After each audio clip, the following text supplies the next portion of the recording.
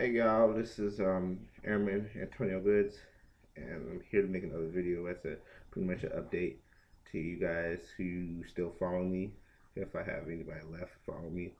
Um, Lately I've been, still doing CDCs. Just recently got out of tech school about 3 or 4 months ago. I mean, things are going pretty damn good. If you guys don't know, I am a YouTube crew chief. I work on the YouTube spy plane. That's my job, my AFSC. Um, that's pretty much it. Things have been going pretty fine with me.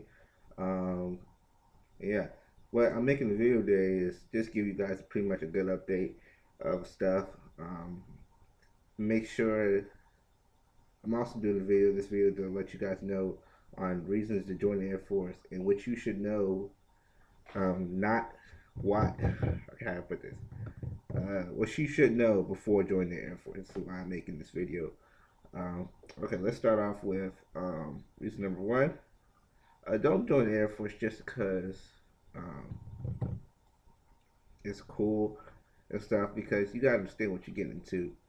You are signing your life away to the United States government, and you're promising to serve and protect the Constitution of the United States. Uh, you may, get a job in medical, but technically speaking, if the government wants you to go out there and shoot a gun at somebody over there in Iraq, you have to do it. I mean, it is what it is. Not in the sense that we can all go to war and we all start shooting, no matter what your job is. You gotta understand is no matter what your job is, you gotta understand the hours. I don't know if some of you guys might come in, you might have some type of prior work experience, and where things might be different. Some people might not be how to put this. Some people might not be used to working 12 hours a day for like 5 days straight and stuff. But I mean, it is what it is. And there's some crazy stuff that happens there. But you're gonna have a good time, no matter what you decide to do, which branch you decide to join, and what job if you decide to go with Air Force, what job you decide to go. Each job has its pros and cons, like mainly pros and cons. You're not just looking after yourself in the Air Force, you're also looking after other people and stuff because there's a lot of idiots in the Air Force, believe it or not. So you got to constantly not watch what you're doing and also watch what they're doing as well. Um, yeah, this is pretty much that. Another thing is I want to talk about is to let you guys know that how the Air Force structure is made up. Now, all that other supervisor crap and stuff, that's bullshit. Because to be honest, what actually runs the Air Force is E5s and below. So that's the staff sergeants and below. Usually, like the E4s and stuff are usually actually doing the physical work, while the E5s, E6s, and E7s are freaking managing, like doing supervising, managing type of stuff. Because the Air Force broke down into structures. The pilots are pretty like not pilots, but let me phrase that. When I see an officer, we mainly most officers in my career field like pilots. So yeah, and mainly the pilots they're really responsibility for us.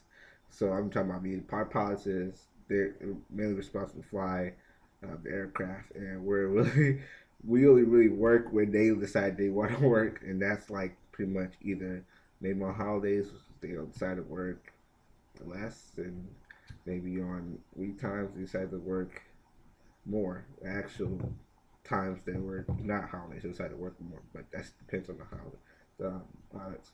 Like I said, a lot of stuff is going to depend on your supervision.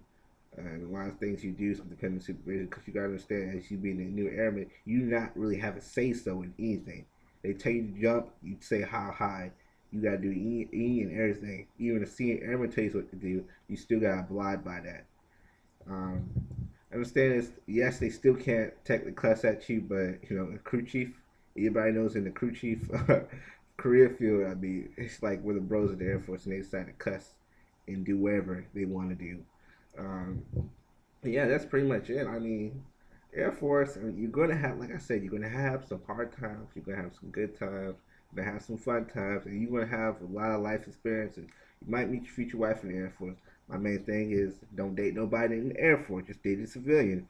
But like I said, things don't go out. You still gotta see them every day, and you gotta look at them every day. Shit, stuff don't work out, so it'd be kind of awkward in the job. So yeah, so just stick with civilians no matter if you're male or female. So pretty much that.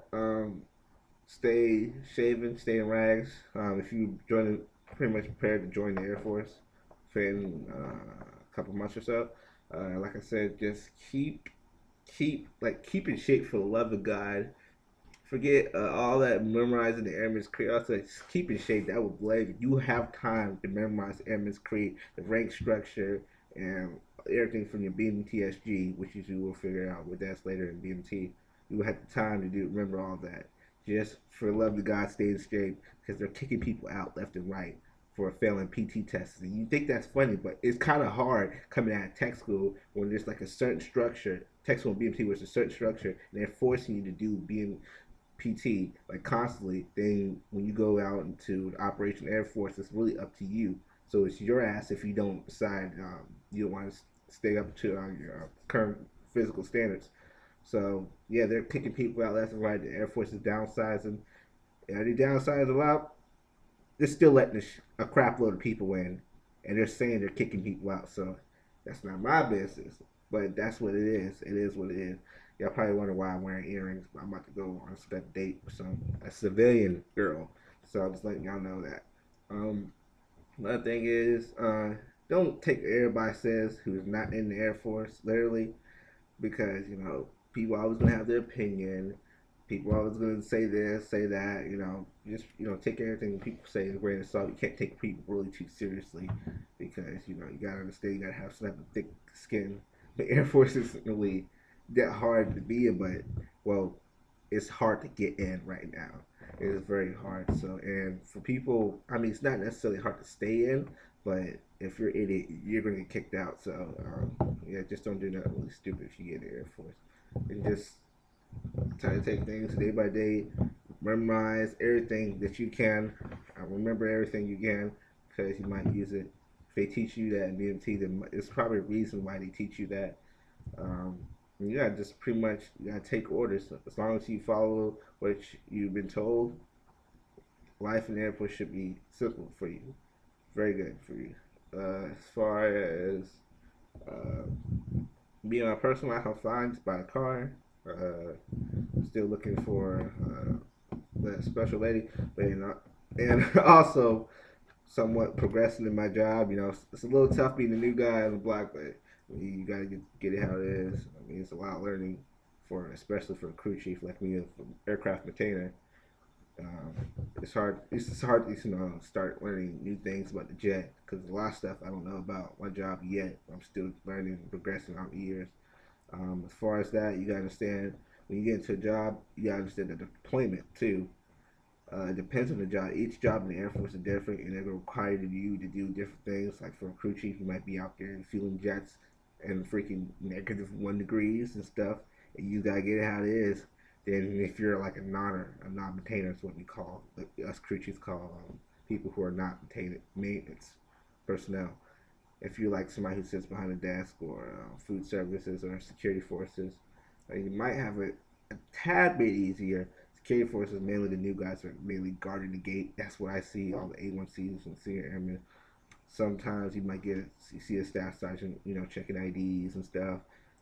So I mean, security force is really not that bad. If I had to pick it all over again, I probably would go to security force because the job does seem pretty badass. Right around there, squad cars, with their little guns and stuff, walking around with their little hats and stuff, but their berets or whatever. That's what it is. I'm happy I joined the Air Force. Had to get out of where I'm at. Got to see some lot of cool stuff. Got to meet a hell of a lot of cool people and go to places where I would have normally went if I was still a civilian. So got to understand that. Like I said, you gotta if you're planning on joining the Air Force, you gotta have the mentality of joining the Air Force. Like this just isn't a job. This is actually somewhat of this is real. This is real life. Like it's not a job. It's a lifestyle. And people don't understand. People go to BMT, be like, okay, yeah, they'll be good the first few hours, and nothing. But they wake up next day and realize they're still in Lackland Air Force Base, BMT. Like, oh my God, that this was a dream. But get stuff can get serious, and there's gonna be some moments they're gonna break you down, but you gotta persevere. So yeah, As far as anything else, you guys got any questions? Just simply ask me. I mean, I may take me probably a couple days or a couple hours to respond. Depends when you ask me. So just go down below. Just drop a comment there. As far as everything, if you got any questions, any suggestions, any type of videos that you want me to do, as far as anything, I'm just go down there, lay a comment down and stuff, and I'll try my best to respond. As far as that, this is Emma First Class Goods, and I'm signing out. Bye.